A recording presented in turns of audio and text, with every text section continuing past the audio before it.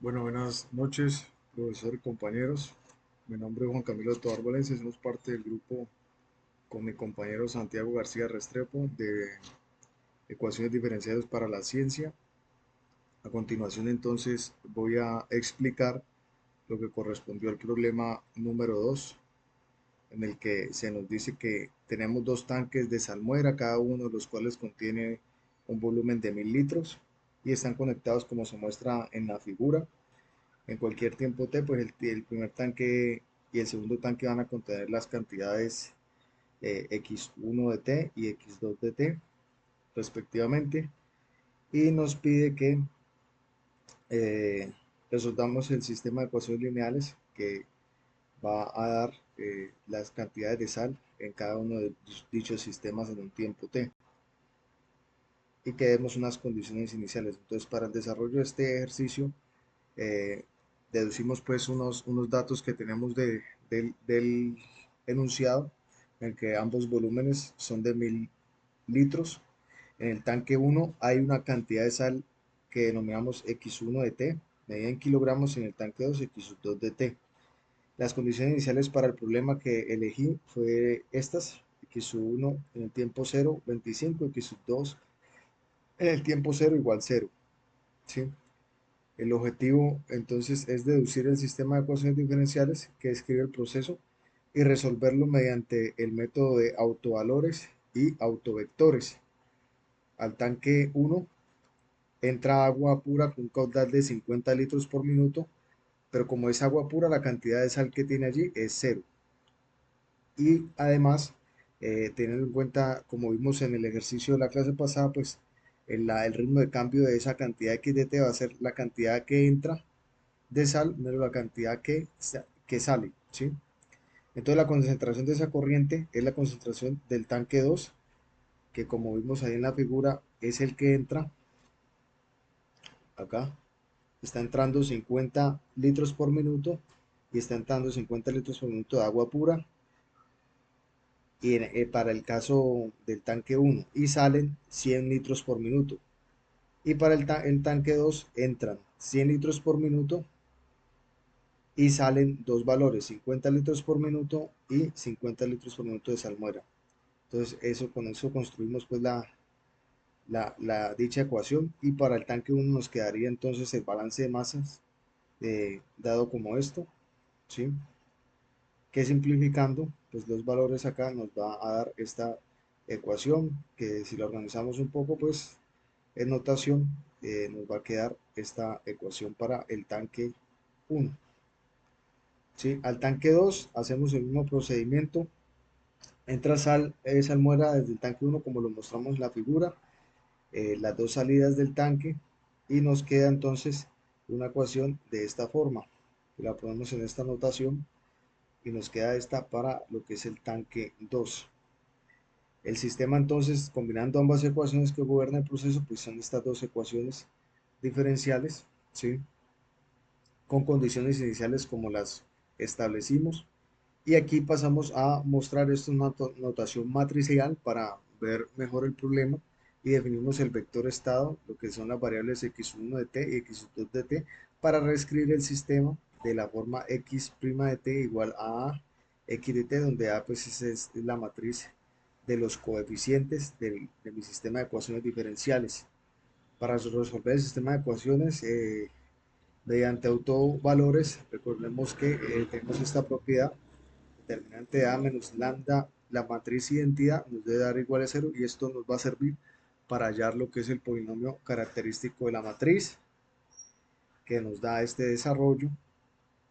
Y si desarrollamos un poco, entonces aquí nos va a dar lo que es esta ecuación cuadrática, ¿sí? Que tiene dos soluciones, lambda 1 y lambda 2, ¿sí? Que escribiéndolo un poco mejor o un poco más a conveniencia, pues nos queda eso. Una vez tenemos esos valores de lambda, reemplazamos, ¿sí? En la propiedad que teníamos para hallar lo que son los autovectores, ¿sí? Ya hallamos los autovalores, ahora vamos a hallar los autovectores con cada uno de los lambda, lambda 1 y lambda 2. Eh, Reemplazamos entonces en las ecuaciones que obtuvimos inicialmente, y vamos a obtener los componentes de cada uno de dichos autovectores. El primero de ellos nos da entonces vector 1, 1 con componentes 1 raíz de 2. Reemplazamos ahora por lambda 2 en la ecuación y nos obtenemos que dicha vector tiene componentes 1 menos raíz de 2.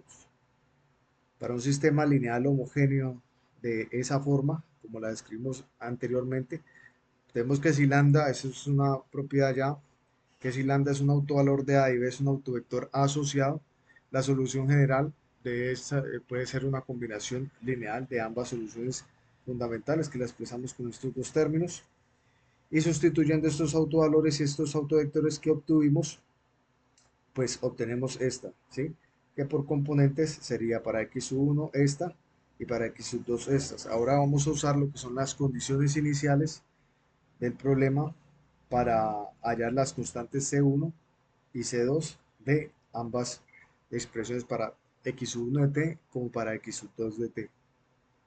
¿Sí? Usamos primero para x1 la condición x1 de 0 igual a 25 y un tiempo t igual a 0, este 0t igual a 0 y nos queda entonces esta ecuación C1 más C2 igual a 25. Y si usamos la segunda condición inicial, llegamos a que C1 es igual a C2. Por tanto, de la primera, pues obtenemos que cada una de las constantes C1 y C2 vale 25 medios.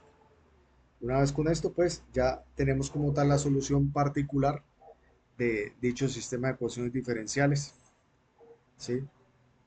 Que es la solución analítica de lo que queríamos encontrar y representa la cantidad de sal en kilogramos en cada tanque en función del tiempo que está medido en minutos. Bien, para entonces lo que es la parte de, de métodos numéricos, lo programamos en Python mediante el método de rungecuta, ¿sí? De rungecuta. Básicamente entonces lo que tenemos acá pues es la importación de unas librerías, ¿sí? Para trabajar con vectores, matrices exponenciales, raíces y demás. Importamos Panda que sirve para construir una tabla comparativa que está ordenada, ¿sí? Importamos Matplotlib para hacer las gráficas que nos van a servir para la presentación del informe, perdón. Y entonces ya pasamos acá a lo que es definir aquí, definir la función del sistema diferencial y definimos acá entonces esto, ¿sí? El campo vectorial del sistema. Definimos los parámetros y se define la función del sistema diferencial. Aquí t es el tiempo y aquí x es el vector de estado que vimos anteriormente. Extraemos las dos variables del vector x1, x2, ¿sí? Calculamos las derivadas del sistema como las teníamos, las dos ecuaciones que dedujimos. Lo que hacemos acá es devolver las derivadas en forma de vector numérico en este retorn np-array, ¿sí? Y ya lo que es acá para la solución analítica, pues reemplazamos los valores que teníamos en el que definimos una función que calcula la solución exacta del sistema para cada tiempo como lo calculamos, calculamos los autovalores, ¿sí? Lambda 1 y lambda 2 y calculamos la solución exacta acá, que es la que nos devuelve acá en este retorno BP, NP stack respecto a x1, x2, ¿sí? Y unimos en una matriz de dos columnas, ¿sí?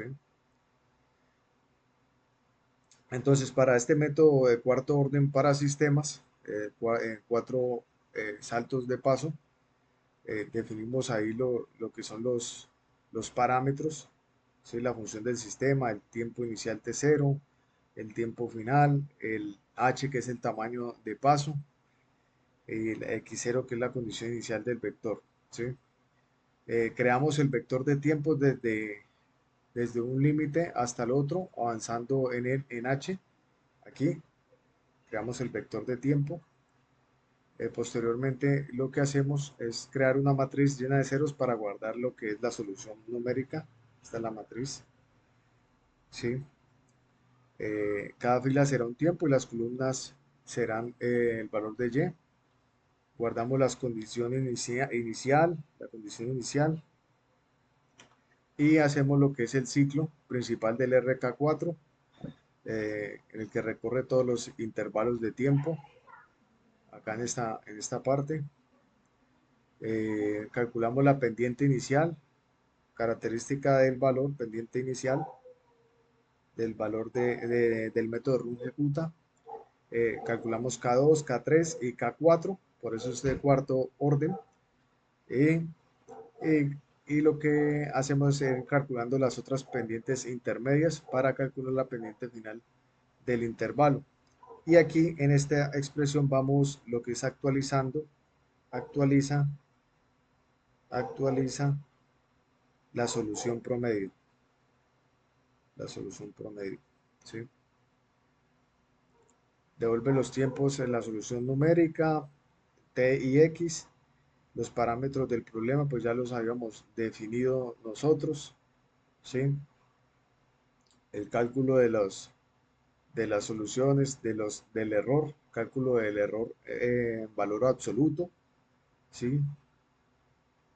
El cálculo del error total usando lo que es la norma euclidiana. Y finalmente acá entonces unas tablas de comparativas, una tabla con tiempo, ¿sí? Tabla de tiempo, de solución analítica, la solución de R4, la tabla de los errores, y para que imprima lo que son las 15 primeras filas de cada una de estas tablas. Posteriormente damos acá las instrucciones para las gráficas, lo que son imprimir el error máximo, la muestra del mayor error obtenido, la muestra del error total, eh, la gráfica exacta y numérica de la figura y demás. Lo mismo se repite para Y y para el error. Agregamos algunas etiquetas,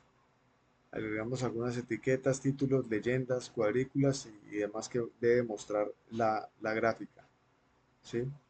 Finalmente, entonces acá tenemos la gráfica, comparación de X1 de T analítica con X1 de RK4, que por lo que vemos es de muy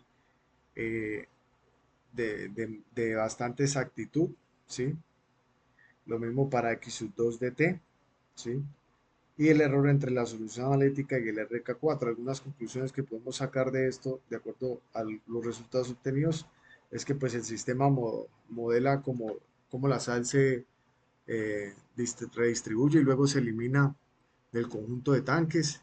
El tanque 1 comienza con lo que es toda la sal y como entra agua pura y parte de la sal pasa al tanque 2, la cantidad de sal del tanque 1 disminuye continuamente, que lo veíamos ahí en la gráfica, y el tanque 2 no tiene sal. Si bien no tiene sal al comienzo, empieza a recibir salmuera del tanque 1.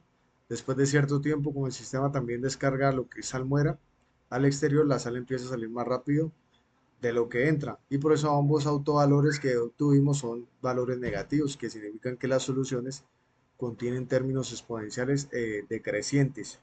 Y como este error máximo que calculamos fue del orden de 10 a la menos 5, pues la aproximación numérica fue muy precisa para lo que fue este problema, ¿sí? Aquí lo ejecutamos en el IDL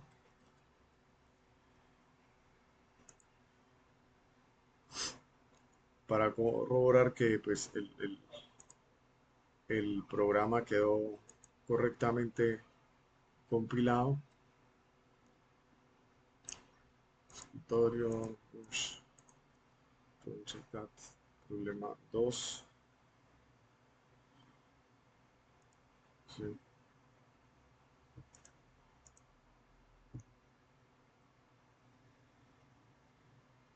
Lo corríamos y pues ahí obteníamos las gráficas para X1 de T, para X2 de T, la del error entre la solución analítica y la solución numérica RK4 y las tablas de las que habíamos mencionado para un tiempo T, evaluando pues y pudiendo comparar entre la solución analítica y la solución numérica.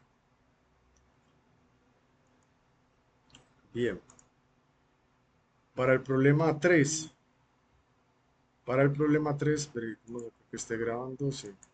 Para el problema 3 entonces nos pedían deducir el sistema de ecuaciones diferenciales de primer orden que describa la expresión de las corrientes I1, I2 I3, e I3 en la red eléctrica que se muestra en la figura y asignar valores a lo que son las constantes como la inducción, el voltaje y la resistividad de los componentes que allí encontramos. Entonces, para el desarrollo de ese ejercicio, pues debemos aplicar la ley de Kirchhoff en el circuito, ¿sí? Dicho circuito y tenemos que la caída de voltaje en R1, por ejemplo, acá en R1 está dada por la ley de Kirchhoff, ¿sí? Valor de la resistencia 1 por la corriente 1 que pasa por acá. Esta es la corriente de este tramo. La corriente 2 es la de este tramo y 2 y la corriente 3 es la de este tramo y 3, ¿sí? En base a eso, entonces, como la fuente suministra un voltaje E, el voltaje del nodo superior pues va a ser el voltaje, el valor del voltaje de la fuente, ¿sí?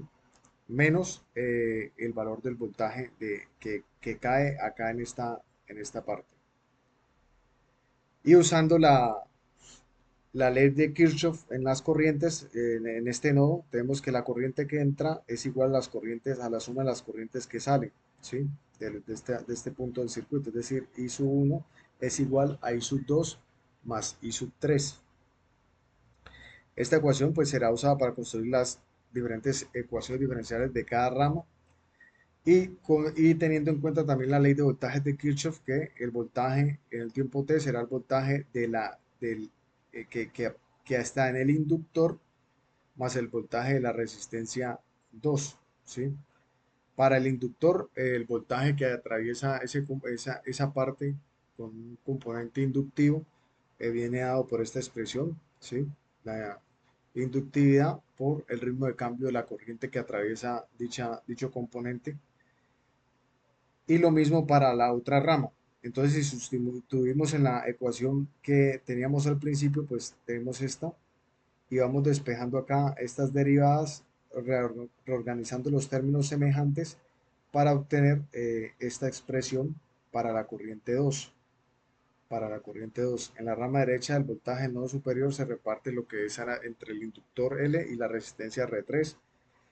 Por lo tanto, otra vez expresamos la ley de voltajes de Kirchhoff y nos queda entonces para ese lado, para ese tramo, una expresión para la derivada de I sub 3. Y aparte de eso, teníamos la ley nodal de Kirchhoff de las corrientes I sub 1 igual a I sub 2 más I sub 3.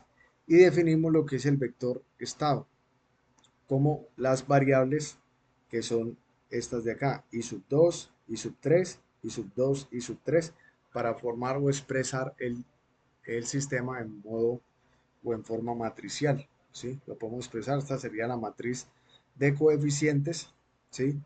Y vemos acá entonces que, como tenemos este término acá independiente, nos encontramos que es un sistema lineal que no es homogéneo y es de primer orden. Para resolver el sistema, entonces asignamos unos valores al voltaje, le podemos asignar 12 voltios, resistencias de 1 ohmio, 2 ohmios y 3 ohmios respectivamente, y las inductancias de 1 y 1 igualmente. Asumimos condiciones iniciales, I sub 2 igual a 0, I sub 3 igual a 0, y con estos valores el sistema queda de esta forma, pues expresado más compactamente, y en forma matricial sería esta la matriz de coeficientes.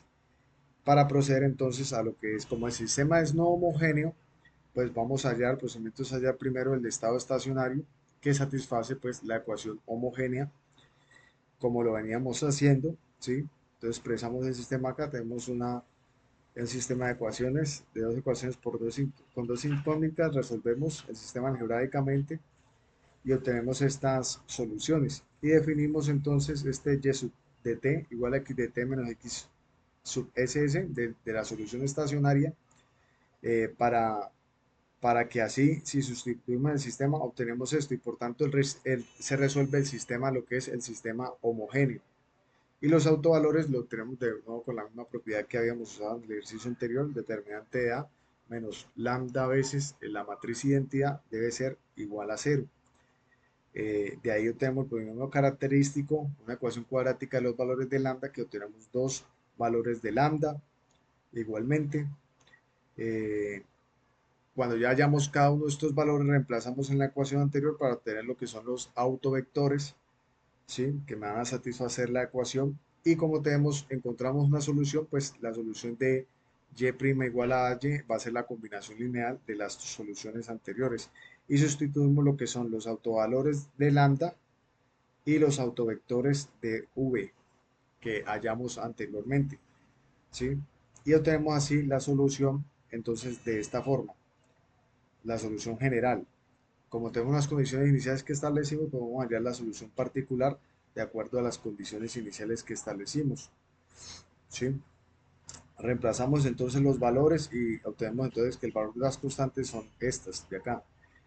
La corriente I sub 2 va a corresponder a la primera componente de x de t, por lo tanto reemplazamos, y la corriente I de 3 corresponde a la segunda componente de lo que corresponde ahí en la ecuación que vimos, y finalmente con la expresión de I sub 1 de t igual a I sub 2 de t más I sub t de 3, I sub 3 de t, obtenemos lo que es el valor de I sub 1 de t con con los dos autovalores que ya vamos a verificar. Entonces estas partes transitorias del circuito lo que hacen o lo que significa es que decaen exponencialmente con el tiempo y con consecuencia las corrientes tienden a valores constantes. Se estabiliza lo que es el sistema cuando el tiempo tiende a infinito. Cuando ha pasado una cierta cantidad de tiempo, ambas corrientes tienden a valores fijos. Ahí los vemos en amperios. Indica pues que después del régimen transitorio de los inductores se comportan como cortocircuitos en corriente continua, y las corrientes quedan determinadas por la red resistiva, básicamente las resistencias equivalentes, ¿sí? Para el código en Python, de nuevo lo que es la importación de las librerías, definimos la función del sistema, en las corrientes, ¿sí? La ecuación diferencial, como las teníamos para las corrientes, y extraíamos lo que son las derivadas. Aquí devuelve las pendientes del sistema en este retorno, que pues son básicamente las derivadas, ¿sí? Definimos el método R4, el método de Runge-Kutta de orden 4, ¿sí? K1, 2, 3 hasta 4 para definirla. Inicializamos el tiempo y copiamos las condiciones iniciales, tiempo y las condiciones iniciales, ¿sí? Creamos listas vacías para guardar tiempos y corrientes.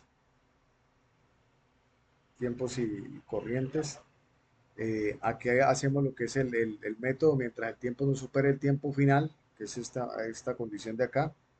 Vamos a guardar esto y vamos a calcular cada i como pues i sub 1 igual a i sub 2 más i sub 3. Cada i lo va calculando, porque i pues es la corriente, i sub 1 sería la corriente total, ¿no? Guardamos los valores actuales acá en las listas, ¿sí? Las pendientes de RK4, calculamos la primera pendiente de caso 1, ¿sí? Calcula el valor provisional a mitad del intervalo usando caso 1, calcula la segunda pendiente, calcula el otro valor provisional caso 2, ¿sí? Calcula la tercera pendiente, la cuarta, ¿sí? Y ya lo que es acá, entonces en y sub 0, actualización numérica, aquí actualiza, va actualizando los valores de y sub 0, y sub 1 y demás, hasta y sub 3, ¿sí? Conforme avanza el tiempo. Definimos la solución analítica con el valor, con la ecuación, la solución exacta que pudimos hallar respecto a los autovalores que habíamos tenido, ¿sí? Lo que son los parámetros del sistema, ya lo habíamos definido, condiciones iniciales, la solución numérica, los cálculos de errores como en el primer ejercicio que teníamos, la solución analítica de los mismos, ¿sí?